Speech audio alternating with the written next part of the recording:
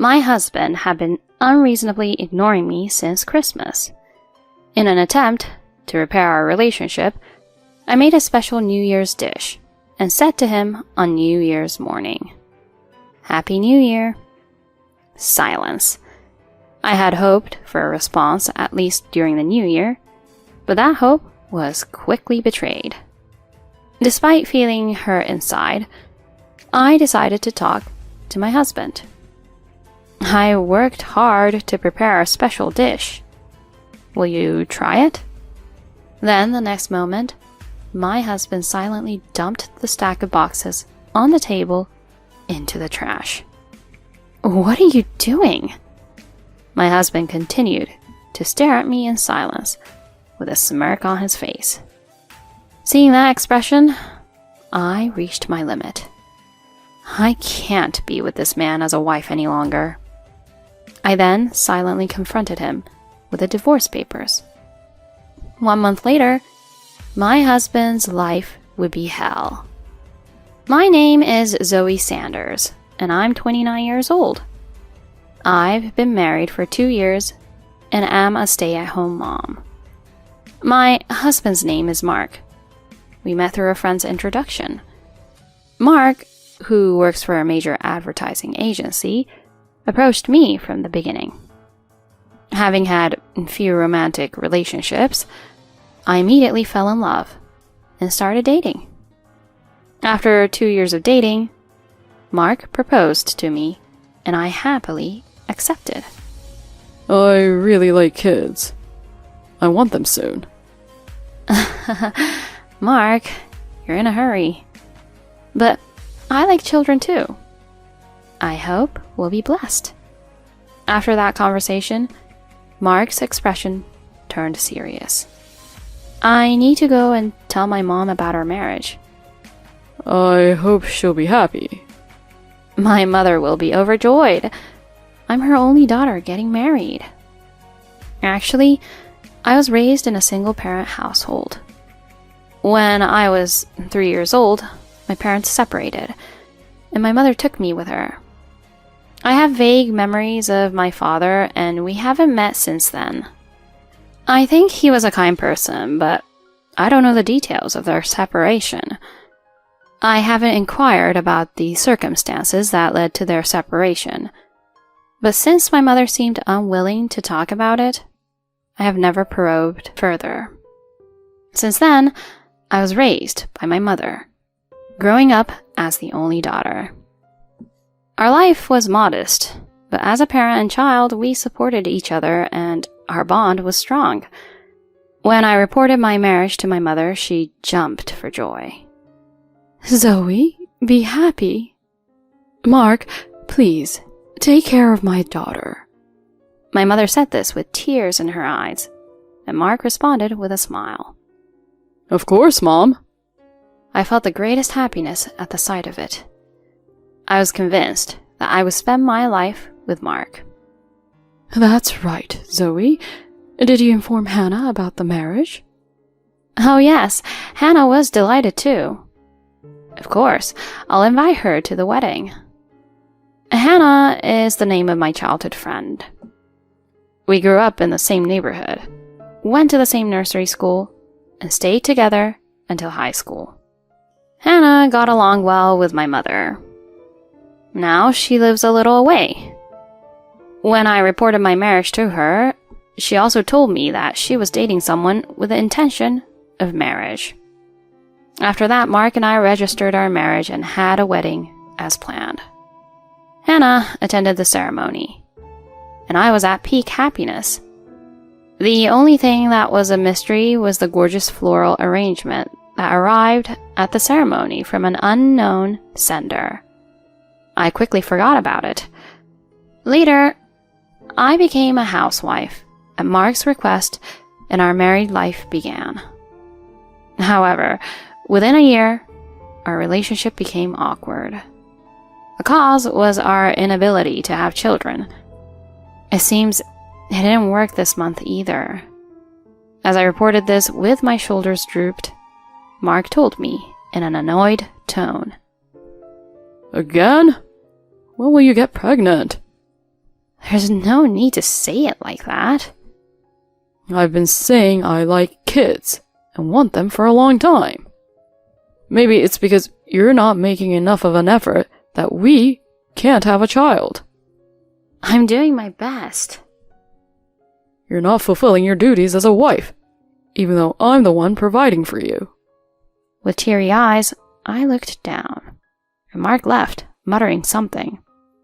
Mark not only blamed me for not being able to have children, but also started complaining about my housework, and I gradually became exhausted. 1 year into marriage, the state of our relationship was uncertain. However, I didn't want to make the only person who rejoiced in my marriage, my mother, sad. That was my determination. At that time, I received a message from my mother asking me to come and see her. Returning to my parents' house, I was surprised. "Mom, why are you losing so much weight? And what's the story?" To my inquiries, my mother quietly replied, Actually, I've been diagnosed with cancer. I'll undergo treatment, but we don't know what will happen. "Mom, I'll be by your side as much as possible. I'll support you." Thank you, Zoe, but try not to inconvenience Mark. In consideration of my mother, who was even concerned about Mark at such a time, I couldn't bring up the unjust complaints I received from him. That day when I returned home, I told Mark about my mother. "So, my mother will be undergoing treatment. I'll be going to the hospital for a while to take care of her." Mark unexpectedly responded with this. Huh? Then who will take care of things at home during that time? "I'll try to manage the household as much as possible. You might need to help a bit, though." Upon hearing this, Mark let out a disdainful laugh. You want me to help with household chores? Then don't be ridiculous. Listen, household chores will still be your responsibility, just like before. "But..." Also, I won't contribute a penny to your mother's medical expenses. Handle it on your own. I was left speechless. Even in such a situation with our family, I expected a little cooperation. This hope was completely shattered. If you can't manage the house properly while taking care of your mother, I won't let you off easy. I won't be kind enough to support a useless wife who can't get pregnant or handle housework. Mark glared at me. Remembering my mother's situation and her request not to trouble him, I could only nod. After that, the days were hectic. I managed my time, making brief visits to my mother's hospital and taking care of household chores. My mother seemed to be undergoing quite harsh chemotherapy. It was difficult for me to witness her in such a condition. Since I started visiting my mother's hospital about a month ago, the season had turned to December. It was during this time that my childhood friend Hannah made a certain request of me. I agreed to it, thinking it was for the sake of my friend. And so the events of Christmas Eve unfolded. When I returned from visiting my mother's hospital, Mark was waiting for me. Hey, you've really become miserable, you know? Huh? With a condescending look, he suddenly said that, leaving me surprised.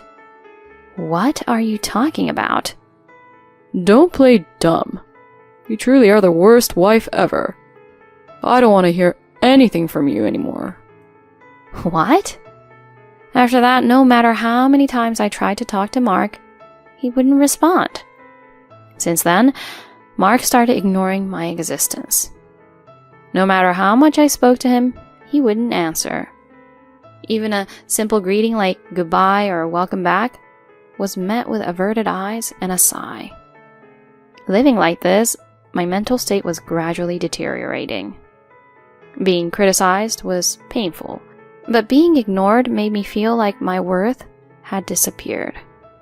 In the days leading up to the new year, while my mother slept in her hospital room, I received a call from Hannah. Yes, it was as I thought. Zoe, thank you. It's fine, but are you okay? I'm fine. Zoe, why do you sound so down? Is something wrong? Unable to hold back, I poured out the days of being dismissed and ignored by Mark to Hannah. She listened and sympathized, and that alone lightened my heart. After hanging up the phone, I looked at my mother, and her eyes were open. Huh? Oh, Mom, were you listening? Yes. Come here, Zoe. It must have been tough. I had tried to keep it from my worrying mother, but everything was exposed. In that shock, my mother quietly told me something important. Zoe, I'm going to tell you something now, and you need to listen very carefully. Then my mother revealed something astonishing. After that, Mark's silent treatment continued. I, on the other hand, have been preparing special dishes since New Year's Eve. Mark, who had been ignoring me since Christmas, might speak to me again now that it's a new year. I hoped that these special dishes would be the catalyst. In our silent home, I quietly prepared the food. Mark silently drank beer and watched TV. Eventually, Mark went to bed before the date changed that day. After finishing the dishes, I went to bed, feeling downcast. The next morning, as I stood in the kitchen, Mark also woke up.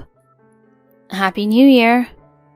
I hoped that I might get a response at least for New Year's, but that expectation was quickly betrayed. Hurt inside, I talked to my husband. I worked hard to prepare a special dish. Will you try it? Then the next moment, my husband silently dumped the stack of boxes on the table into the trash. What are you doing? Mark, grinning silently, stared at me while I panicked. Seeing that expression, I made up my mind. He attacked me unilaterally for not being able to have children and ignored me for more than a week. And now, this is what he does to me? I can't be married to this man any longer. I took out the divorce papers, always kept as a backup for my bag. I silently thrust them towards Mark. What's the deal with having this kind of thing already? It was the first time I heard my husband's voice in a while. Fine, let's get a divorce. There's no point in being with a failure like you anymore. A jobless divorced woman whose mother is on the verge of kicking the bucket will be a sight to behold. Mark signs the divorce papers while glaring at me. Having witnessed that, I took the divorce papers from him, packed my things, and left the house. 1 month later, I was at my mother's hospital when Mark called. I chose to ignore it and left my phone aside. However, the calls continued every few minutes. He was persistent, like a relentless ogre. I continued to ignore him. As I exited the hospital, Mark was waiting for me. He tried talking to me about something he wanted to know, but I continued to ignore him. We eventually arrived at the high-rise apartment where I lived. He looked around, dumbfounded. Hey, are you living here now? Why is a jobless person like you living in a luxury apartment like this? Let's go upstairs. I don't want a scene in the entrance. I led him to the living room of my home. Hey, explain yourself first. You, with no significant money, how can you afford to live in a place like this? Regarding this house? My father helped me out. He thought I might have nowhere to go after the divorce, so he offered support. What? Your father? Aren't you from a single-parent household? I explained the situation. I told him about my mother's request to contact my father, who was born into a wealthy family. In fact, my father was born to a very wealthy family and fell in love with my mother, who was a maid, and I was born. However, my father's parents didn't approve of their mismatched marriage. They continued to harass my mother, who eventually fell ill. To protect me from further harassment, he promised my mother never to be involved again and left. While pretending to have no contact with my mother, my father secretly supported us whenever we needed financial help. He even sent a large flower arrangement for my wedding. Upon receiving my call, my father learned about my and my mother's current situation. When we reunited, he embraced me, expressing that he had always wanted to see me. He promised to be on our side now that both his opposing parents were no longer around. Upon learning about the troubles I faced with Mark and my desire for a divorce, my father said he would arrange a place for me after the divorce. It turned out that he still cared for my mother, agreeing to help take care of her as well. So that's how I'm living in this house now. I found a job through my father's connections, and I received a large living gift, so I'm not hurting for money. Too bad you won't get to see my miserable state. As I casually shared this, Mark bit his lip, looking frustrated. Huh. Even with all that money, you're still miserable. After all, your body can't have children. What? I saw it on Christmas Day, the results of the infertility clinic's examination. You kept it a secret from me. What a fraud. That's why I stopped talking to you. Ah, so that's it. I finally understood. At the same time, laughter welled up within me. Did you even bother to check the name on those test results? Huh? It was delivered to our place, so it must be yours. Those were my childhood friend's test results. That was the favor Hannah asked me. She was about to get married and had the infertility test done, but she couldn't muster the courage to check the results herself. That was her request to me. Unfortunately, she was diagnosed as unable to conceive. What Mark saw was the test result I received on behalf of Hannah. You misunderstood, and that's why you kept ignoring me. I had the test myself, and there was no problem. If anything, maybe the infertility issue lies with you. Give it a try. Get tested. What? There's no way. In response to Mark's agitation, I asked the question. So you said there's something you want to ask me, right? What's the main issue? Oh, right. Do you know the major housing company called A House? They're a client of my company, and suddenly they want to terminate our contract. Oh, really? What's the reason? They claim it's my fault. So, I asked them for the reason, and they said to check with my ex-wife. What the hell is going on? Upon hearing this, I chuckled.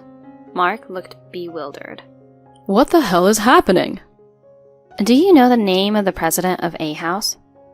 Huh? I think it's Richie Anderson. That's him, right? I pointed to the entrance of the room. Standing there was my father. Huh? Why is the president Mr. Anderson here? Mark stood up in amazement. Dad cleared his throat and replied. I heard my daughter invited her lousy ex-husband to the house. What's wrong with me, the father, coming to see him? Daughter? Zoe's father is President Anderson? Knowing everything, Mark was dismayed, and my father revealed the truth. Now that I know what you did to Zoe, I have no intention of doing business with your company. Now get out if you understand. Mark finally lost his composure and turned to me. Zoe, if the contract with A House is terminated, I won't be able to stay at the company. Please, ask your father to reconsider. Let's start over. Let's build a happy family this time, even if we can't have children. I pushed away the desperate Mark and shouted like this. You can't just say whatever you want. Who's going to forget the things you did to me? I won't entertain the idea of starting over, not in a million years. I'll never forgive you, you jerk. That's... Mark was covered in tears and mucus.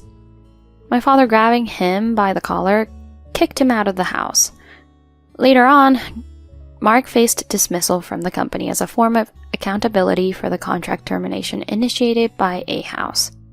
Further tests showed that he was indeed infertile. Even without children, we could have been happy. Let's remarry. A mysterious and inexplicable phone call came through, but when my father hired a lawyer to issue a warning, the contact abruptly ceased. It seems Mark is currently residing in an old studio apartment while intensely job hunting. Despite his prideful nature, I hope he confronts the challenges of this lifestyle and lives reflecting on his past actions. On the other hand, as for me, I'm working hard while living in the high-rise apartment provided by my father. Following successful treatment, my mother is now living with my father. Hannah, my childhood friend, seems to have found happiness as well, as her fiancé expressed a willingness to marry her despite her revelation about infertility. From now on, I hope to take care of my family and friends, and find my own happiness.